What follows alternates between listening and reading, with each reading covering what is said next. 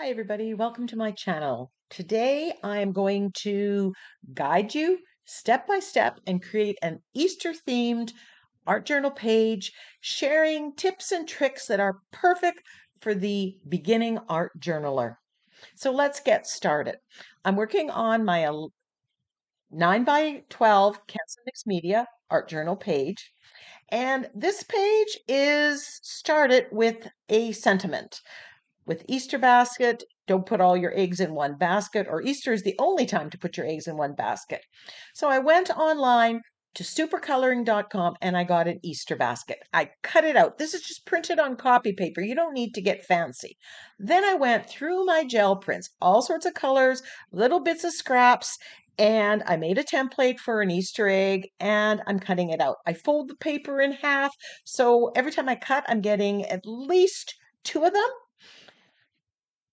Now, if you don't have gel prints, you can use scrapbook papers, magazine papers. It doesn't matter. You want a variety of colors, a variety of patterns underneath.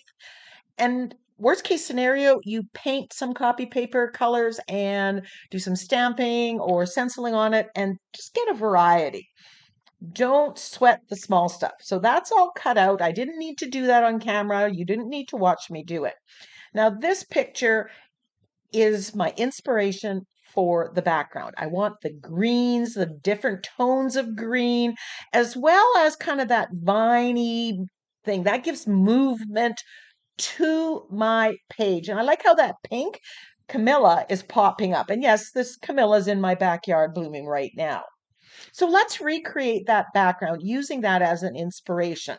I am using simply Hooker's Green with white gesso, and I'm mixing it together off on the side and just randomly putting it on the page. This is developing some darks, some lights, different areas. I'm not overthinking this. I'm applying this with a makeup sponge. Now, what's important here is I took the time to put a coat of gesso on my mixed media page. And the reason for that is it protects the paper, but it makes it easier for me to blend. A step well worth taking. So I'm going to speed this up, but all I'm doing here is just applying more. Do you see that mottled look? That's what we want. That's giving you a couple layers of visual texture, really super easy. You don't want it all one tone. You don't want it all perfectly flat. You want those marks. I prefer using the makeup sponge to a paintbrush. A paintbrush is just going to give you a different effect. So now I have cut out that basket. This is just printed on copy paper. I'm using yellow oxide here because I think that that's the right color, kind of a straw colored I was going for. And I'm just, again, applying this with makeup sponge. I don't care that some of the black lines are being pushed back because the paint is a little bit opaque. Ooh, when I put it on the green background, I'm not exactly happy with the color. So then I grab my red oxide or burnt sienna, same basic color, and I'm just applying that. I'm tweaking the color. So sometimes if you're not sure what color it is, you can layer it up. That's the fun part with acrylic paint, because once it's dry, you can just add more to it and change the colors. So let's add another layer to the background. Now this is a piece of drywall tape, inexpensive drywall tape, and I'm using it as a stencil. And I am putting Prussian blue, it's a dark navy-ish type of blue, through the stencil. I want to grunge up that background and add some more darks and lights and interest. Remember that inspiration picture? I'm trying to create those darks, but I don't want anything too big and bold. I'm not too worried. Some places are a little darker. If I press a little harder on the makeup sponge, it gets darker. I just kind of want kind of a wisp of this darks in there. And green with Prussian blue always, always, always delivers. I'm just putting that on. And this dry piece of drywall tape, once it's dry, I can use it again and again and again. And if you're interested, I do have a video, which I will link, on the uses of drywall tape in your art. I'm just adding a little bit more. I just want this interesting. So now we have a couple layers from how we put the paint on to begin with the white gesso and the hooker's green. Then we added with the drywall mesh. And now we're going to use this leafy stencil. Now, if you don't have this exact stencil, you don't need to rush out and buy it, although it is one that I do love and I use a lot.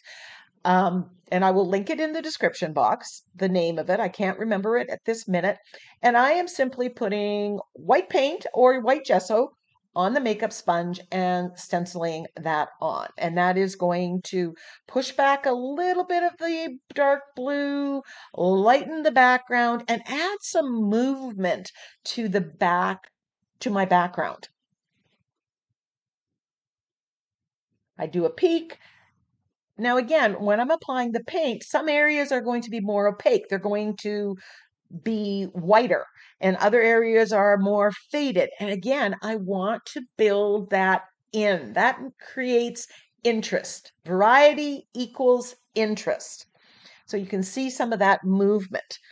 Remember, I was going for a spring, Easter, bright background. And I think I'm quite happy at this point in time and creating it. So I put the basket on there and, I'm still not happy with it. Sometimes that's what happens. Don't beat yourself up. Just I'm grabbing some darker brown here, burnt umber maybe, I think, and just applying it. That's again giving me some variation in the tone. So some are going to be more yellow, straw colored, some are going to be darker brown. And you can't even see the dark brown going on because when it's wet, you're getting kind of a shine there from the reflection from the light. But I'm happy with it now. So I'm going back to the background. I decided I'm going to add another layer. And I like script. So if you're a beginner, getting several sizes of script stamps is another good basic.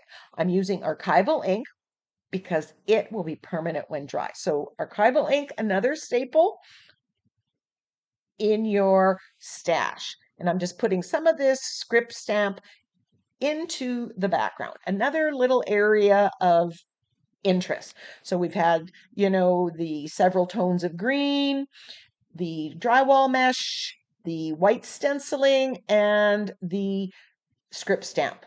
So that's 4 layers of interest in a background. And really only one color of paint. Now I'm taking my angle brush and black paint, and I'm adding some shading on the basket. Now I can still see the lines that were there from the coloring page. And I'm just kind of going over that a little bit, but I'm, not sticking solely to it. I kind of know what a basket looks like, and I'm just adding some darks and lights, building interest into the basket. But you don't have to be so precise. You don't have to do it exactly what was underneath it. I think we stress ourselves out because we think it has to be exact. And sometimes if we let go of that idea of being so perfect, we're a lot happier and freer to create. And again, when it's wet, you're getting that sheen. You'll see the details in the close-ups at the end of the video. After giving it a dry, I am now starting to assemble my composition. Got the basket, I'm putting the eggs in there. Now, when I'm choosing the eggs, and I know I cut out more than enough because I want choices. I want the different colors to play off each other. I want different patterns. Here, with this dark blue egg, that's making the orange one or the light blue one pop. So again, variety, lights, darks, different patterns. I've got, pink with white dots, and I've got pink with blue dots, and then I've got blue with white. And I'm just playing with all these eggs, arranging them until I like what I see. Some are going underneath, some you're not going to see very much. Some colors you're going to notice play off each other. At this point, you may want to go back to your gel prints or your scrapbook pages and find a specific color because you're missing something. Now, the leftover eggs I can use to make cards. I can use to on another art journal page. This sentiment that I'm using, I could take that basket, shrink it down with my printer settings or on Word and make this into a card, which is what I'm going to do. So you can play with the size of things as well. So this took a lot of time, so give yourself time. Now I'm going to glue it down. So first I'm just using some fluid matte medium. I'm gluing part of the basket down. I'm kind of reaching under because I don't want to take everything off. Now here's a hint. Take a picture. Once you get the composition the way you like it, take a picture with your camera and then you have a reference so you can get it back that way. So if you took everything off, I'm using my camera, my phone to film, so I can't do that. But it's a great way of, you know, preserving something that you like and then being able to recreate it. Too worried if I don't get this exactly how it was. I'm going for close proximity and, you know, that it looks good.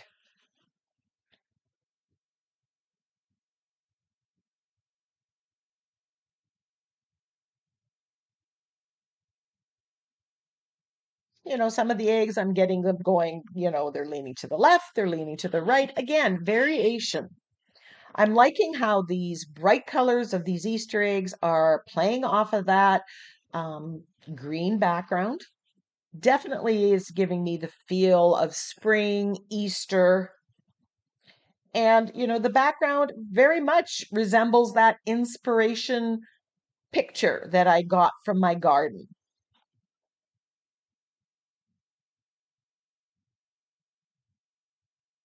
Some of the eggs I'm pushing off the page and I will cut off that excess later.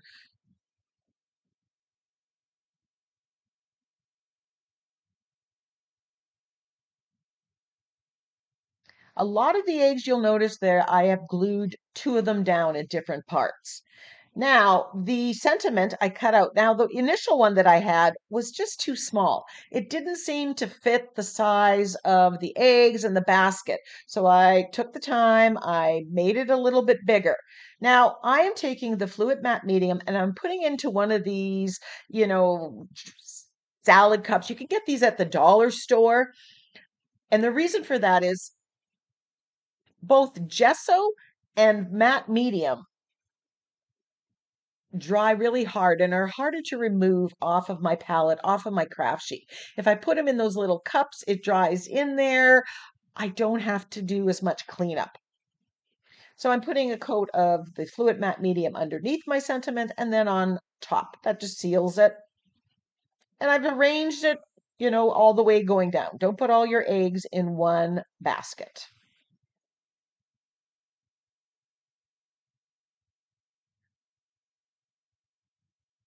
So I want those Easter eggs to stand out a little bit more. And I've done that on the eggs that are in the basket already. But here's how I did it. I'm taking my angle brush and I am shading around each of the eggs with black acrylic paint. I will link the video where I teach this skill. It is one that once you practice and get comfortable with, you will use again and again. It is great for adding shading and highlights on your page and well worth the time to practice. So I'm just shading with the black. This is just making them stand out a little bit more.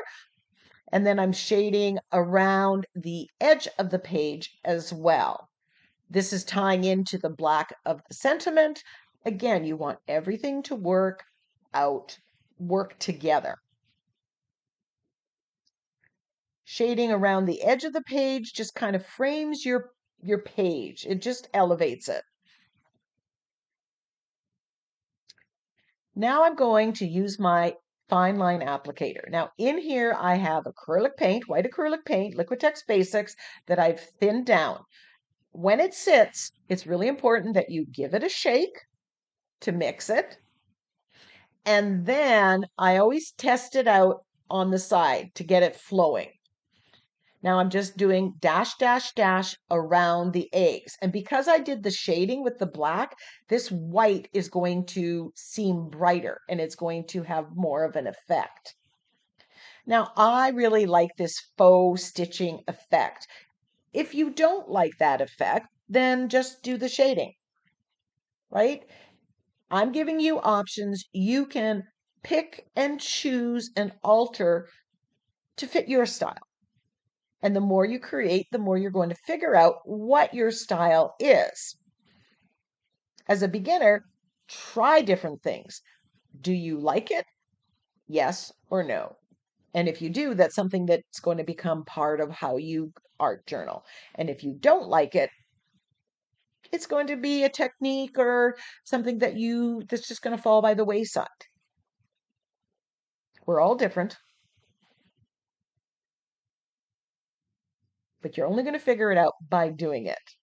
Now I grab my Posca pen. This is an acrylic paint pen, and I'm going to outline my sentiment. I want this to stand out a little bit more. I'm turning it upside down because that faux stitching is still wet and I don't want to put my hand in it. And I'm just outlining the words here. Sometimes I'll just shade around my sentiment, but I wanted this a little bit bolder, so that's why I'm using my Posca pen. But again, the Posca pens are a great thing to add to your stashes if you're a beginner. They're permanent once they're dry. Here I'm just adding a little bit more detail. I'm using the Posca pen and just smudging it just to add some more shading onto the basket. Just tweaking. Remove the tape and voila, the page is done. I'm happy with the background. There's lots of interest in there, but it didn't overtake the brightly colored Easter eggs. They still are the star of the show. So I hope you've gotten some tips and tricks. Now, turn off the video and go get creative.